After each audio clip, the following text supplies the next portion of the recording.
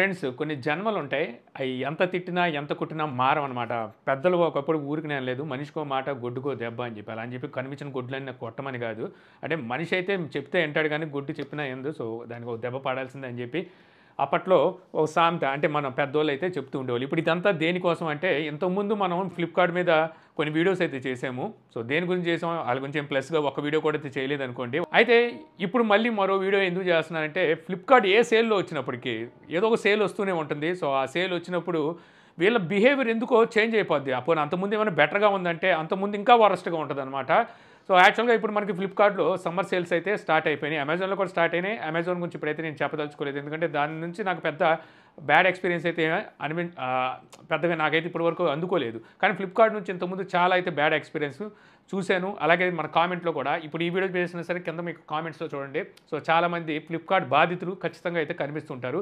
ఈసారి నేను ఏం చేశానంటే మా సిస్టర్ కోసం మోటరోలా మొబైల్‌ని అయితే ఆర్డర్ పెట్టాను. సో, ఈ సమ్మర్ సేల్‌లో మనకి సమ్మర్ సేల్‌లో చూస్తే మనకి కార్డ్ ఆఫర్ కూడా ఉంది. కార్డ్ ఆఫర్‌తో కలిపి మనకి రూ. 28,000 ఏమో వస్తుందని చెప్పేసి ఎక్స్‌చేంజ్ కూడా పెట్టి మా సిస్టర్ కోసం మోటరోలా ఎడ్జ్ 50 ప్రో తీసుకుందాం అని చెప్పేసి. సో, నేనైతే ఆర్డర్ పెట్టాను. సో, ఎక్స్‌చేంజ్‌లో నేను రియల్‌మీ మొబైల్ ఒకటిస్తే దాని మీద రూ. 6,600 ఏమో మొత్తానికి ఎక్స్‌చేంజ్ అయితే కనిపించింది. సో, మనకి కొంచెం బెటర్‌గానే వస్తుంది కదా అని చెప్పేసి పెట్టాను. కాకపోతే అక్కడ చూస్తే మనకి కార్డ్ ఆఫర్ అయితే లేదు.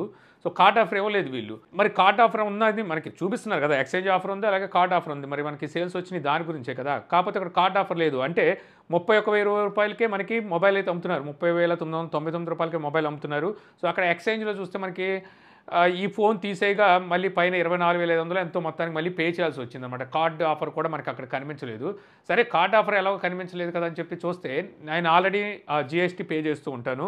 సో, జీఎస్టీ ఏమైనా వర్తిస్తుందో అని చూస్తే జీఎస్టీ కూడా లేదు. నాట్ ఎలిజిబుల్ అని చెప్పేసి అయితే చూపించేస్తుంది జీఎస్టీ. అంటే వీళ్ళు జీఎస్టీ కట్టరా ఏంటో నాకు అర్థం కాలేదు. అక్కడ వాళ్ళు మెన్షన్ చేసిన దాని ప్రకారం చూస్తే సో, ఈ ఫ్రీగా ఇచ్చే వాటికి గిఫ్ట్‌లకి వీటికి జీఎస్టీ వర్తించదు ఏదో చెప్పుకుంటూ వచ్చారు. సో, ఏదేమైనప్పటికీ గవర్నమెంట్‌కి అయితే పే చేయాల్సిందే కదా! వీళ్ళు జీఎస్టీ అయితే చూపించాల్సి ఉంటుంది. సో, నాకిచ్చే ఇన్వాయిస్‌లో జీఎస్టీ ఇది ఇన్వాయిస్ ఇవ్వలేమన్నట్టుగా వీళ్ళు ఇక్కడైతే మెన్షన్ చేశారు. ఇదేమైతే నాకేం అర్థం కాలేదు. అంటే మనకేమీ ఉత్తినే అయితే ఇవ్వట్లేదు. మనం ఎక్స్‌చేంజ్ ఇచ్చినప్పటికీ దగ్గర దగ్గర రూ. 25,000 అయితే మన దగ్గర నుంచి తీసుకుంటున్నారు. ఒకటి కార్డ్ ఆఫర్ ఇవ్వలేదు. సమ్మర్ సేల్ అని చెప్పి మనకి కార్డ్ ఆఫర్ అప్ టు 10% అన్నారు. అదైతే అక్కడ చూపించలేదు అసలు. ఐసీఐసీ కార్డే నాకైతే ఆ టైంలో చూపించలేదు. తర్వాత ఈ జీఎస్టీ అయితే ఎలాగో పెట్టలేదు. అది వదిలేద్దాం. సో, ఇయన్నీ వదిలేద్దాం. సో, నాకేంటంటే డెలివరీ 6వ తారీఖున రావాలి అది మొబైల్. నేను పెట్టిన తర్వాత 6థ్‌న డెలివరీ అన్నారు. 6థ్ మార్నింగ్ నాకు మెసేజ్ కూడా వచ్చింది. ఔట్ ఆఫ్ డెలివరీ అని చెప్పేసి. వీడియో స్టిల్ చేసేదాకా వరకు కూడా నాకు ఆ మొబైల్ అయితే డెలివరీ అవ్వలేదు ఇప్పటికి. ఈ రోజు 8వ తారీఖు నేను ఈ వీడియో చేస్తున్నాను. ఇప్పటికీ ఆ మొబైల్ డెలివరీ అవ్వలేదు. ఔట్ ఆఫ్ డెలివరీ అని చూపించింది. సో, ఒక రోజంతా వెయిట్ చేశాను నైట్ వరకు. రాలేదు. నిన్న నేను ఫ్లిప్‌కార్ట్ కాల్ చేశాను అనమాట కస్టమర్ కేర్‌కి. కాల్ చేస్తుంటే సో, తెలిసిందేగా కంప్యూటర్ రిసీవ్ చేసుకుంటది. సో, మన కాల్ కనెక్ట్ చేస్తానంటుంది. కనెక్ట్ చేయకుండానే వెంటనే మళ్ళీ కాల్ కట్ చేసేస్తుందనమాట. అలాగా నాకు 4, 5 టైమ్స్ జరిగింది. ఆ తర్వాత నిన్న నైటు ఈ కార్డ్ వోళ్ళు నాకు కాల్ చేశారనమాట. ఈ కార్డ్ అంటే వీళ్ళు ఫ్లిప్‌కార్ట్ డెలివరీ వాళ్ళే అయితే ఇచ్చేది.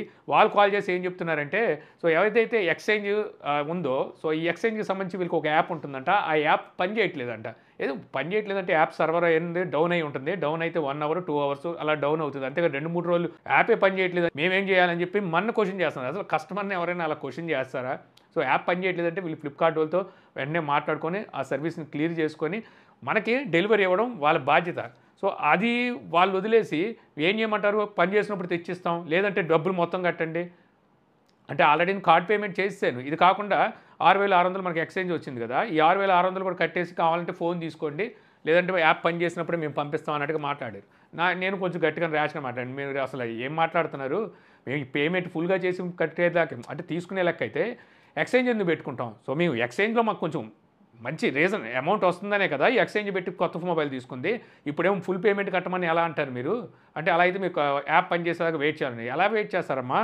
సో, మీరు తీసుకొచ్చి 6వ తారీఖున డెలివరీ ఇస్తన్నారు. అవ్వలేదు. దానికి రీజన్ చెప్పండి. చెప్పేసి తర్వాత 7వ తారీఖైనా డెలివరీ ఇవ్వండి. అదంతా వదిలేసి యాప్ పని చేసినప్పుడు తీసుకొచ్చిస్తాము.